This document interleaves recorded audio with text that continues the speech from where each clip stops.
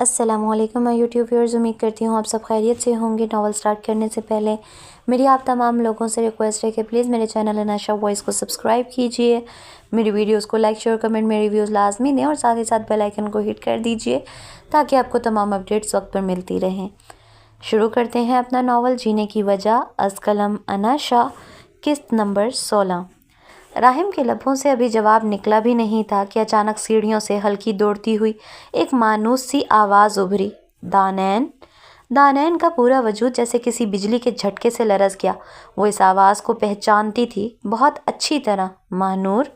سامنے سیڑھیوں سے اترتی وہی شوخ و چنچل چہرہ مگر آنکھوں میں حیرت کا گہرا سایہ لیے ماہنور اس کی طرف لپکی۔ او میرے خدا، دانین تم یہاں؟ اس کی آواز میں شدید حیرت تھی۔ دانین نے اسے پلکیں جھپکائے بغیر دیکھا، جیسے ابھی تک یقین نہ کر پا رہی ہو۔ اس کے حلق سے کوئی لفظ نہیں نکل پایا۔ ماہنور ایک پل کے لیے ٹھٹکی مگر اگلے ہی لمحے خوشی سے لبریز ہو کر آگے بڑھی اور اسے زور سے اپنے گلے لگا لیا۔ یہ تم واقعی ہو نا؟ میں خواب تو نہیں دیکھ رہی؟ وہ جوش میں بولی۔ مگر تم یہاں کیسے؟ دانین کی سانسیں جیسے رک سی گئی۔ اسے کچھ سمجھ نہیں آ رہا تھا کہ کیا کہے، کیسے کہے۔ یہ سب کچھ اس کے وہم و گمان میں بھی نہیں تھا کہ جس شخص سے اس کا نکاح ہوا ہے وہ اس کی سب سے قریبی دوست کا بھائی ہوگا۔ راحم خاموشی سے کھڑا یہ منظر دیکھ رہا تھا۔ اس کے چہرے پر کوئی خاص تاثر نہیں تھا، بس نگاہوں میں ایک سنجیدگی تھی۔ دانین نے بے اختیار راحم کی طرف دیکھا جو اب بھی خاموش کھڑا تھا۔ ماہنور نے جب اس کی خاموشی دیکھی تو الجھ کر اس کے چہرے کو غور سے دیکھا۔ دانین تم ٹھیک ہو؟ اور تم مجھے بتا کیوں نہیں رہی کہ تم یہاں کیسے آئی؟ اسی لمحے راحم نے کچھ کہنے کے لیے لب کھولے ہی تھے کہ پیچھے سے کسی کی بھاری آواز سنائی دی۔ ماہنور کیا ہوا؟ کون آیا ہے؟ ماہنور نے گردن گھما کر پیچھے دیکھا تو شاہ ہاؤس کے باقی افراد ایک ایک کر کے ڈرائنگ روم میں داخل ہو رہے تھے۔ آغا جان سب سے آگے تھے، ان کے پیچھے سہیل صاحب، ارسلان صاحب، آمنہ بیگم، سدرہ بیگم اور جانان پریشے بھی تھیں۔ سب کے چہرے تجسس اور حیرت میں ڈوبے ہوئے تھے۔ آغا جان نے جیسے ہی دانین کو دیکھا تو ان کی نظریں کچھ لمحے کے لیے گہری ہو گئیں۔ باقی سب بھی دانین کو دیکھ کر حیران ہو گئے۔ آغا جان کی آنکھوں میں نرمی آئی مگر وہ خاموش رہے، جیسے کچھ سمجھنے کی کوشش کر رہے ہوں۔ آمنہ بیگم نے آگے بڑھ کر دانین کو غور سے دیکھا۔ بیٹا آپ یہاں کیسے؟ کوئی پریشانی تو نہیں؟ دانین کے لب کانپ پہ۔ وہ کیا کہتی؟ اسے خود اندازہ نہیں تھا کہ وہ کیا کہے۔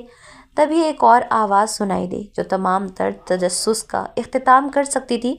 یہ میری بیوی ہے۔ پورا کمرہ جیسے خاموش ہو گیا۔ سب کی نظریں پہلے راحم پر پھر دانین پر جم گئی۔ ماہنور کا چہرہ یکدم سفید پڑ گیا، جیسے کسی نے اس سے زمین کھینچ لی ہو۔ کیا؟ ماہنور کے لبوں سے بامشکل نکلا۔ ہاں، راحم نے مضبوط لہجے میں کہا، یہ میری بیوی ہے۔ ماہنور کا دماغ جیسے خالی ہو گیا تھا۔ اس نے دانین کی طرف دیکھا جو ابھی بھی صدمے کی کیفیت میں تھی۔ اسے کوئی رد عمل نہیں سوجھ رہا تھا۔ مگر تم نے بتایا کیوں نہیں؟ ماہنور کی آواز میں حیرت، الجھن اور ایک عجیب سا دکھ تھا۔ مجھے خود بھی معلوم نہیں تھا کہ جس سے میرا نکاح ہوا ہے وہ تمہارا بھائی ہے۔ دانین نے اٹکتے ہوئے اپنی نظریں نیچے کرتے اپنے الفاظ ادا کیے، جیسے وہ خود کو ہی اس چیز کا مجرم سمجھ رہی ہو۔ جانان نے گہرا سانس لیا اور آمنہ بیگم کی طرف دیکھا جو پریشان سی لگ رہی تھی۔ ماہنور نے پیچھے ہٹ کر بے یقینی سے اپنے بھائی کی طرف دیکھا۔ یہ سب کیسے ہوا؟ کب؟ مجھے کیوں نہیں بتایا؟ یہ بعد میں بات کریں گے، راحم نے سنجیدگی سے کہا۔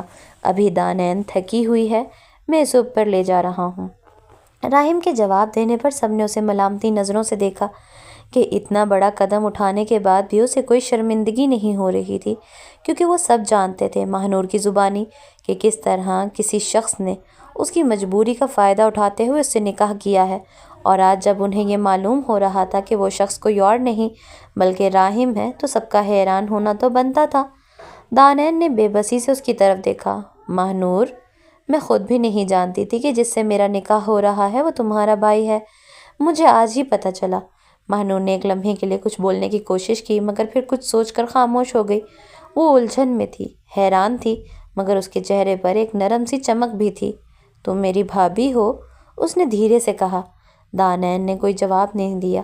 راحم نے آگے بڑھ کر اس کا ہاتھ تھاما اور بنا کسی کی طرف دیکھے اس سے نرمی سے کہا، چلو تمہیں آرام کی ضرورت ہے۔ ماہنور ابھی بھی الجھی ہوئی تھی مگر اب وہ کچھ بولی نہیں۔ آغا جان نے ایک گہری سانس لی۔ ٹھیک ہے، ابھی سب آرام کریں، باقی باتیں بعد میں ہوں گی۔ سب کے چہرے حیرت اور الجھن کا عکس لیے ایک دوسرے کو دیکھ رہے تھے، مگر کوئی کچھ بولا نہیں۔ دانین نے ایک آخری نظر ماہنور پر ڈالی، جس کی آنکھوں میں بے شمار سوالات تھے، پھر راہم کے ساتھ سیڑھیوں کی طرف قدم بڑھا دیے۔ بڑے صاحب آقا جان کے کمرے کا رخ کر چکے تھے، جبکہ راہم خاموشی سے دانین کو اپنے کمرے میں لے گیا تھا۔ پریشے نے تیزی سے ماہنور کا ہاتھ تھاما اور اسے اپنے کمرے میں کھینچتی چلی گئی۔ جانان بھی ان کے پیچھے تھی۔ ماہنور کے چہرے پر کرب واضح تھا، آنکھوں میں بے یقینی اور لبوں پر بے شمار سوالات تھے۔ یہ سب کیا تھا؟ ماہنور نے دھڑکتے دل کے ساتھ پوچھا۔ ہم پہلے سے جانتی تھی کہ دانین کا نکاح ہو چکا ہے، مگر یہ سب اتنی اچانک کیسے ہو گیا؟ جانان نے سنجیدگی سے اس کی طرف دیکھا۔ ہاں، ہمیں معلوم تھا کہ دانین کا نکاح ہو چکا ہے، مگر یہ سب جس طرح ہوا وہ غیر متوقع تھا۔ یہ کیسے ہو سکتا ہے؟ ماہنور نے بے یقینی سے بولا۔ کیا ہوتا؟ راہم بھائی نے ہمیں کچھ کیوں نہیں بتایا؟ پریشے نے اسے پیار سے کندھوں سے تھاما۔ دیکھیں، میں جانتی ہوں آپ کو دھچکا لگا ہے، مگر ابھی ہمیں دانین کے بارے میں سوچنا ہے۔ وہ پہلے ہی بہت کچھ سہ چکی ہے، آپ کو انہیں سہارا دینا ہے، نہ کہ مزید پریشان کرنا ہے۔ ماہنور نے بے یقینی سے سر جھٹکا۔ مگر میں کیسے؟ اس کی آنکھیں بھیگنے لگیں۔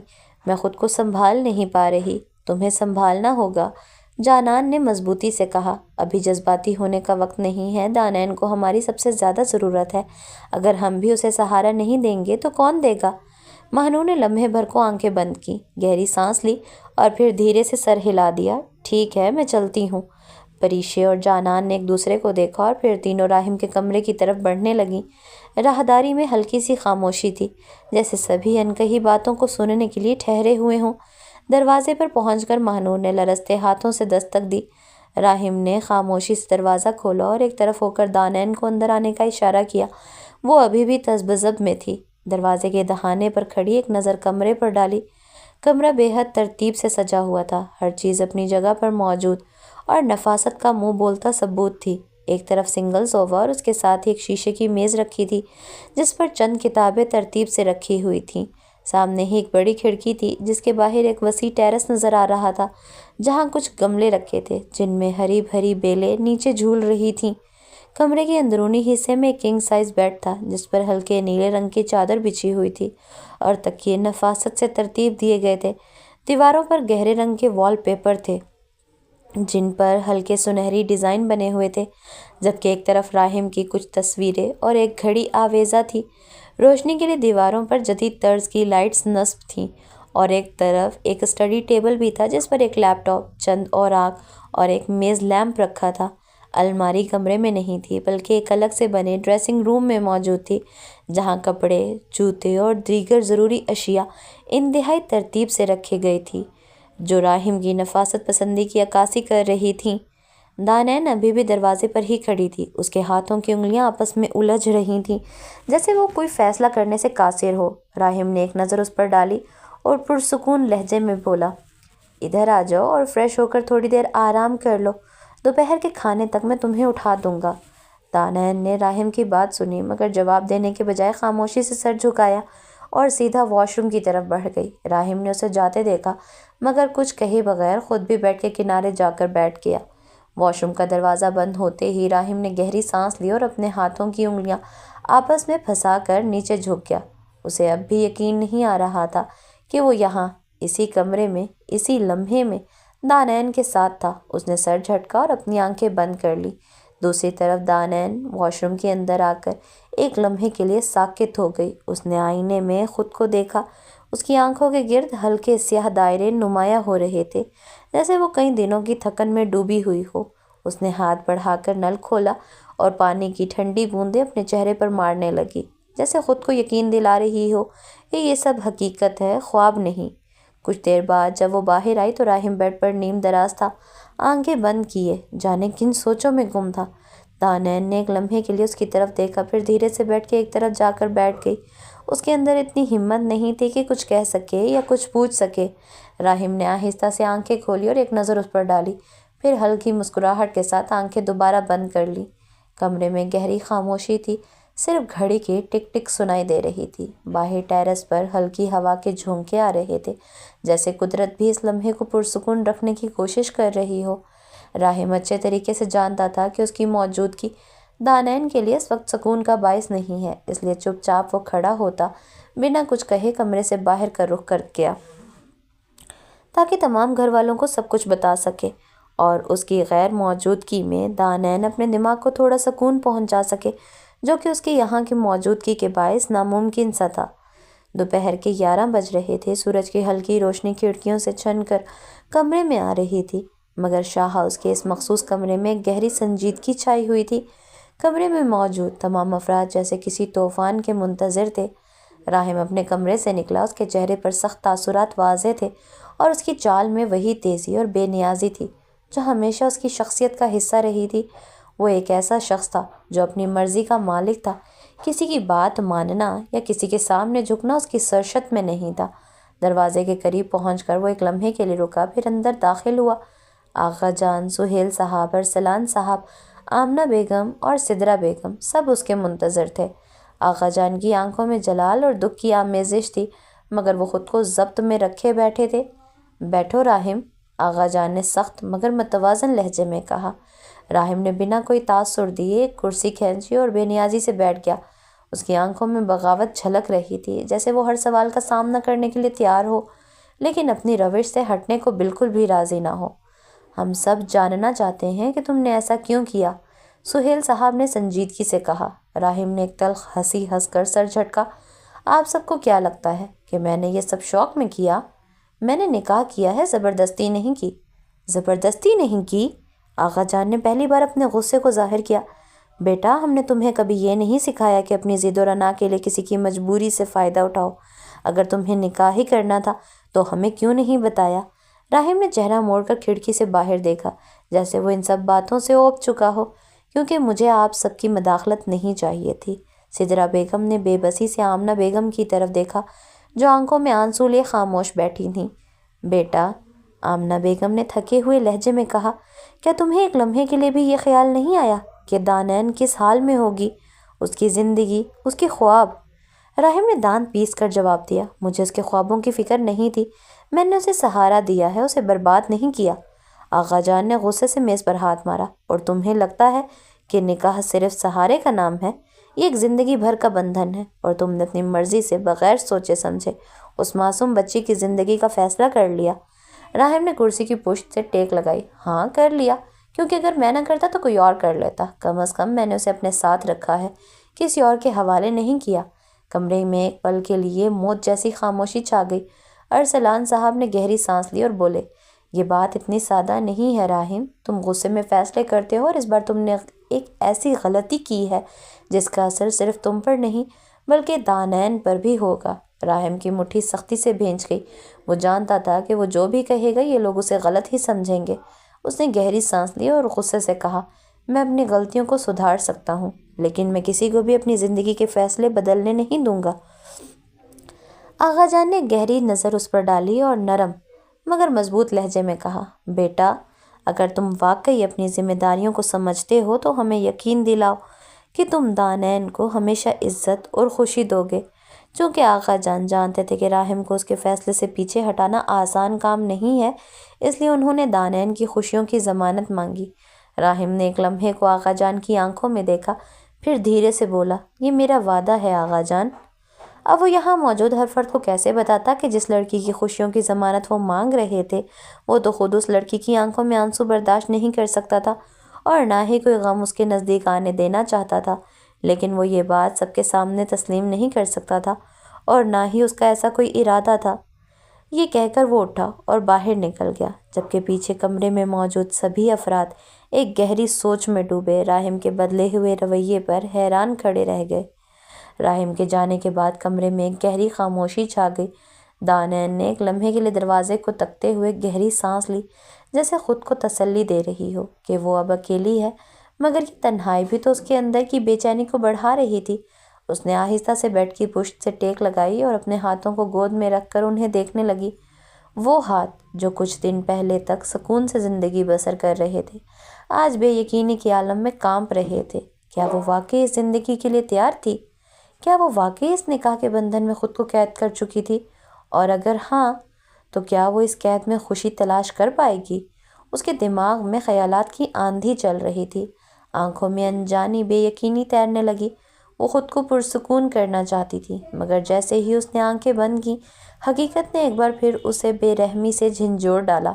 دفعتاً دروازے پر دستک ہوئی۔ اس نے چونک کر دروازے کی طرف دیکھا، ایک پل کو سوچا کہ شاید راہم واپس آ گیا ہے، مگر نہیں، راہم اگر آنا بھی چاہتا تو بنا اجازت اندر آ سکتا تھا۔ اس نے آہستہ سے اپنی سوچوں کو جھٹکا اور بامشکل آواز نکالی، آ جائیں۔ دروازہ کھلا اور اندر آنے والی تینوں ہستیاں دیکھ کر دانین کی آنکھوں میں ایک لمحے کے لیے چمک ابھری کہ وہ یہاں پر اکیلی نہیں ہے۔ ماہنور، پریشے اور جانان تینوں کمرے میں داخل ہو رہی تھیں، چہروں پر ہلکی سی نرمی اور آنکھوں میں بے حد خلوص لیے۔ ماہنور سب سے پہلے آگے بڑھی اور بیڈ کے کنارے بیٹھ کر دانین کے ہاتھ تھام لیے، جیسے اس کے اندر کی ساری تکلیف کو اپنے لمس میں سمو لینا چاہتی ہو۔ دانین، کیسی ہو؟ اس کی آواز میں بے حد نرمی تھی، مگر آنکھوں میں فکر کی چمک واضح تھی۔ پریشے اور جانان بھی بیڈ کے دوسری طرف بیٹھ گئی۔ پریشے نے ایک نظر دانین پر ڈالی، اس کی آنکھوں کے گرد سیاہ حلقے دیکھے، ہونٹوں کی خشک لکیر کو محسوس کیا اور گہری سانس لے کر بولی، ہم جانتے ہیں کہ سب کچھ بہت جلدی ہوا، شاید آپ کو وقت چاہیے، مگر ہم یہ بھی جانتے ہیں کہ آپ اکیلی نہیں ہو، ہم سب آپ کے ساتھ ہیں۔ دانین نے ان تینوں کو دیکھا، ان کے چہروں پر خلوص جھلک رہا تھا، وہ واقعی اس کے ساتھ تھیں۔ اس کا دل جیسے تھوڑا ہلکا ہونے لگا، مگر ابھی بھی وہ مکمل طور پر پرسکون نہیں تھی۔ اس نے دھیرے سے اپنی نظریں جھکا لیں۔ میں نہیں جانتی کہ میں آگے کیسے بڑھوں گی، یا میں سب کو قبول بھی کر سکوں گی یا نہیں۔ مجھے ایسا لگ رہا ہے جیسے میرا کنٹرول ختم ہو گیا ہے، جیسے سب کچھ کسی اور کے ہاتھ میں چلا گیا ہے۔ ماہنور نے اس کے ہاتھ کو مزید مضبوطی سے تھاما۔ دانین، زندگی ہمیشہ ہمارے منصوبوں کے مطابق نہیں چلتی، کبھی کبھی وہ ہمیں ایسے موڑ پر لے آتی ہے جہاں ہمیں خود بھی نہیں پتہ ہوتا کہ آگے کیا ہوگا، مگر ہمیں ہار نہیں ماننی چاہیے۔ تم مضبوط ہو اور ہم سب تمہارے ساتھ ہیں۔ جانان، جو اب تک خاموش تھی، اس نے نرمی سے کہا، یہ مت سوچو کہ یہ سب تمہیں اکیلے سہنا ہے، ہم سب یہاں ہیں تمہارے لیے ہر وقت، اور تمہیں یہ یقین ہونا چاہیے کہ جو بھی ہوگا تمہیں اس سب سے گزرنے کے لیے اکیلا نہیں چھوڑیں گے۔ پریشے نے مسکراتے ہوئے اس کے کندھے پر ہاتھ رکھا، اور اگر آپ کو کبھی لگے کہ آپ کو کسی سے بات کرنی ہے، اپنا دل ہلکا کرنا ہے، تو ہم تینوں ہمیشہ آپ کے ساتھ ہیں۔ آپ جو بھی کہیں گی ہم آپ کو سنیں گے اور سمجھیں گے۔ دانین نے ایک لمحے کو ان تینوں کے چہرے دیکھے، ان کے الفاظ اس کے دل میں اتر رہے تھے۔ ایک عرصے بعد اسے ایسے لگا جیسے وہ واقعی اکیلی نہیں ہے۔ ماہنور نے دھیرے سے اسے گلے لگا لیا، تم ہماری سب سے عزیز ہو دانین، اور ہم تمہیں کبھی تنہا نہیں چھوڑیں گے۔ اس پل دانین نے اپنی آنکھیں بند کر لیں اور دل ہی دل میں اس لمحے کو محسوس کرنے لگی۔ شاید پہلی بار اسے لگا کہ وہ حقیقت میں کسی نہ کسی طرح اس نئے سفر کو اپنانے کی ہمت کر سکے گی۔ کمرے میں مدھم روشنی پھیلی ہوئی تھی، نیم تاریکی میں دیوار پر چلتے ہوئے سائے لمحہ بلمحہ مدھم ہو رہے تھے۔ پریشے نے دانین کے ہاتھ پر نرمی سے اپنا ہاتھ رکھا، اس کی آنکھوں میں تسلی تھی۔ سب ٹھیک ہو جائے گا، آپ فکر مت کریں، وہ مدھم لہجے میں بولی۔ دانین نے شفقت بھری نظروں سے اس کی طرف دیکھا، مگر کچھ کہنے کی ہمت نہ ہوئی۔ جانان نے قریب آ کر دھیرے سے اس کے سر پر ہاتھ رکھا، جیسے چھوٹے بچے کو تسلی دے رہی ہو۔ اگر تمہیں کسی بھی چیز کی ضرورت ہو تو ہمیں بلا لینا، اس نے نرمی سے کہا، اور پریشے کو اشارہ کرتے ہوئے دروازے کی طرف بڑھ گئی۔ پریشے نے ایک آخری نظر دانین پر ڈالی، پھر دھیرے سے مسکرا کر باہر چلی گئی۔ دروازہ بند ہونے کی مدھم آواز سنائی دی اور کمرے میں ایک گہرا سکون اتر آیا۔ ماہنور وہیں تھی، وہ اب بھی دانین کے قریب بیٹھی ہوئی تھی۔ تمہیں نیند آ رہی ہے؟ اس نے نرمی سے پوچھا۔ دانین نے سر ہلایا لیکن آنکھیں بند نہ کیں۔ ماہنور نے دھیرے سے اس کا سر اپنی گود میں رکھا اور اس کے بالوں میں ہلکا ہلکا ہاتھ پھیرنے لگی۔ تمہیں پتہ ہے، جب میں چھوٹی تھی اور بیمار ہوتی تھی تو ماما میرے بالوں میں اسی طرح ہاتھ پھیرتی تھیں، کہتی تھیں سکون آتا ہے۔ دانین نے آنکھیں موند لیں۔ واقعی؟ اس کی آواز مدھم تھی، جیسے نیند اور جاگتی دنیا کے بیچ کہیں بھٹک رہی ہو۔ ہاں، اور تمہیں بھی سکون آ رہا ہے نا؟ ماہنور نے مسکرا کر کہا۔ دانین نے آہستہ سے سر ہلایا، اس کے ہونٹوں پر ہلکی سی مسکراہٹ ابھری۔ کمرے میں گہرا سکون تھا، صرف دیوار پر ٹنگی گھڑی کی ٹک ٹک اور باہر کی خنک ہوا کی سرگوشیاں تھیں۔ ماں نور مسلسل اس کے بالوں میں انگلیاں پھیرتی رہی۔ کچھ ہی دیر میں دانین کی سانسیں ہموار ہو گئیں، نیند اس پر مہربان ہو چکی تھی۔ ماں نور نے کچھ لمحے اس کے پرسکون چہرے کو دیکھا، پھر آہستگی سے اس کا سر اپنی گود سے ہٹا کر تکیے پر رکھا۔ وہ دھیرے سے اٹھی اور بلینکٹ دانین کے اوپر ڈال دیا۔ چند لمحے اسے دیکھتی رہی، پھر جھک کر اس کے ماتھے پر ہلکا سا بوسہ دیا۔ اچھے خواب دیکھنا دانین، وہ مدھم لہجے میں بولی، جیسے نیند میں ڈوبتی روح سے سرگوشی کر رہی ہو۔ لائٹس آف کرتے ہوئے اس نے ایک آخری نظر اس پر ڈالی، پھر دروازہ آہستہ سے کھول کر باہر نکل گئی۔ کمرے میں اب مکمل خاموشی چھا چکی تھی، جیسے یہ وقت بھی دانین کے لیے ایک محافظ بن گیا ہو۔ کمرے میں موجود تمام افراد کی نظریں راہم کے پیچھے چلتے ہوئے اس کے بدلے ہوئے رویے پر مرکوز تھیں۔ آغا جان کی آنکھوں میں ایک طرف اطمینان تھا، کیونکہ انہوں نے راہم کی آنکھوں میں دانین کے لیے جو محبت دیکھی تھی وہ انہیں بہت کچھ سمجھا گئی تھی، لیکن دوسری طرف یہی چیز انہیں بے چینی میں بھی مبتلا کر رہی تھی، کیونکہ وہ جانتے تھے کہ راہم جس بھی چیز کو چاہتا ہے وہ جنون کی حد تک چاہتا ہے۔ اس لیے ان کی آنکھوں میں جو اطمینان تھا وہ بہت جلد غم میں بدل گیا تھا۔ سدرا بیگم کی بے چینی، آمنہ بیگم کا دل کا بوجھ اور سہیل صاحب کی خاموش نظریں، سب کچھ ان میں گم ہو چکا تھا۔ راہم نے جیسے ہی دروازہ کھولا اور باہر قدم رکھا، اس کا دل ایک طوفان کی طرح گڑبڑایا تھا، لیکن اس نے اپنے آپ پر قابو پایا۔ یہ وہ لمحہ تھا جب وہ اس سب کو اپنی ذات میں سمیٹ کر باہر نکل آیا۔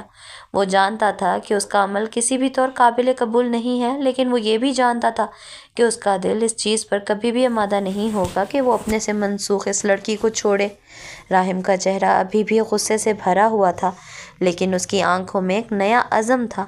جیسے ہی وہ شاہ ہاؤس کے دروازے سے باہر نکلا، اس کی نظریں ہوا کے ساتھ رقص کرتی ہوئی گئیں اور پورے ماحول میں خوفناک خاموشی چھا گئی۔ اس کے قدموں کی آواز سنگین اور بے قابو تھی۔ وہ جانتا تھا کہ وہ جس راستے پر جا رہا ہے وہ ایک ایسا راستہ تھا جہاں کبھی واپس جانے کی گنجائش نہیں تھی۔ اس کے دماغ میں ایک ہی سوال تھا، کیا میں اس لڑکی کو کبھی بھی اپنی زندگی سے دور ہونے دوں گا؟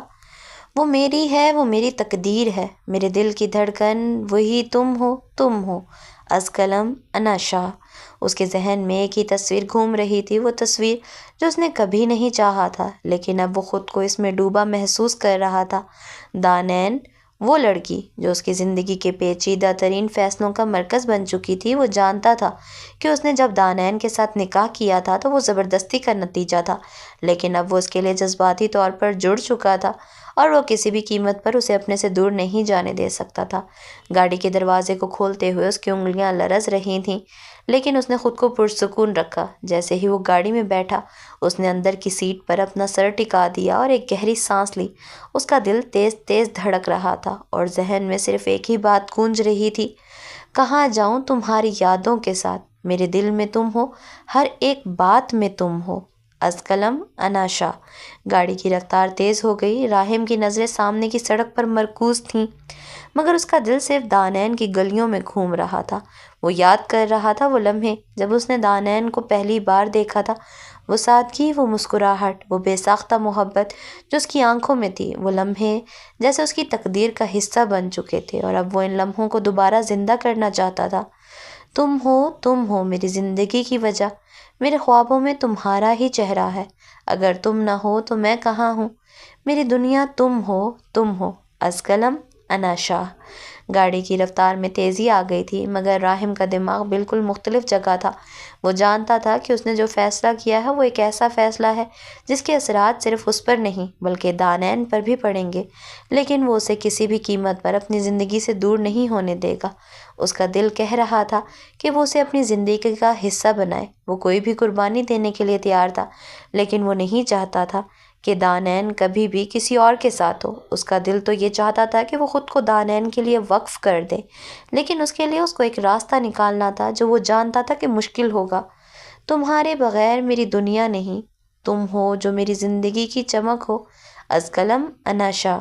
اس کی گاڑی اب شہر کی حدود سے باہر نکل رہی تھی اور اس کی نظریں ابھی تک وہیں ایک منظر دیکھ رہی تھی۔ دانین کا چہرہ، وہ چمکدار آنکھیں، وہ جذبات جن کا وہ سامنا نہیں کر سکا تھا، اور اس کا دل چاہ رہا تھا کہ وہ بس ایک نظر اور ڈالے، بس ایک لمحے کے لیے وہ سب کچھ محسوس کرے جو وہ محسوس کرنا چاہتا تھا۔ یادوں میں تم ہو، دل میں تم ہو، میرے ہر ارادے میں تم ہو، تم ہو، از قلم انا شاہ۔ گاڑی کا ایندھن تیز ہوا میں گھومتا ہوا راہم کے ذہن کی گہرائیوں میں دانین کا چہرہ اس کے سامنے تھا۔ اس نے کبھی سوچا بھی نہیں تھا کہ وہ اتنے جذباتی طور پر جڑا ہوا ہے، لیکن اب اس نے یہ مان لیا تھا کہ اس کے لیے دانین ایک ایسا شخص بن چکی تھی جسے وہ کسی قیمت پر نہیں کھونا چاہتا تھا۔ اس کا دل کہہ رہا تھا کہ وہ اس کے ساتھ اپنی زندگی گزارے اور اس کے بغیر وہ زندگی کے کسی بھی لمحے کا تصور بھی نہیں کر سکتا تھا۔ اس کے اندر ایک ایسا جذباتی بوجھ تھا جو صرف دانین کی موجودگی ہی کم کر سکتی تھی، اور وہ جانتا تھا کہ اس کا فیصلہ غلط نہیں تھا بلکہ یہ اس کا واحد راستہ تھا۔ گاڑی تیز رفتار سے دوڑ رہی تھی، مگر راہم کے دماغ میں صرف ایک ہی سوال تھا، کیا دانین اس کا ساتھ دے گی؟ وہ یہ نہیں جانتا تھا کہ یہ سفر کہاں جائے گا، مگر وہ جانتا تھا کہ دانین کے بغیر وہ زندگی گزارنے کا تصور بھی نہیں کر سکتا تھا۔ میرے اندر تم ہو، تمہاری یادوں میں ہوں، تم ہو میری دنیا، تم ہو میری تقدیر، از قلم انا شاہ۔ راہم کی گاڑی کی رفتار تیز تھی اور اس کے دل کی دھڑکن اتنی تیز تھی جتنی تیز وہ گاڑی چلا رہا تھا۔ اس کے ذہن میں صرف دانین کا چہرہ تھا اور وہ جانے کہاں جا رہا تھا، لیکن وہ جانتا تھا کہ وہ جس راستے پر جا رہا ہے وہاں سے واپس پلٹنا ممکن نہیں ہوگا۔ یہاں ہوتی ہے ہماری آج کی ایپیسوڈ کا اختتام۔ امید کرتی ہوں کہ آپ کو آج کی ایپیسوڈ پسند آئی ہوگی۔ ساتھ ہی ساتھ آپ سب سے میری معذرت کہ میں نے اتنی لیٹ ایپیسوڈ دی۔ میری آپ سب سے ریکویسٹ ہے کہ پلیز میرے چینل انا شاہ وائس کو سبسکرائب کیجئے، میری ویڈیوز کو لائک، شیئر اور کمنٹ میں ریویوز لازمی دیں، اور ساتھ ہی ساتھ بیل آئیکن کو ہٹ کر دیجئے تاکہ آپ کو تمام اپڈیٹس وقت پر ملتی رہیں۔ انشاءاللہ جلد ہی ملیں گے اسی ناول کے نیکسٹ ایپیسوڈ کے ساتھ۔ تب تک کے لیے اللہ حافظ۔ خود بھی خوش رہیں، اپنے ارد گرد رہنے والے لوگوں کو بھی خوش رکھیں۔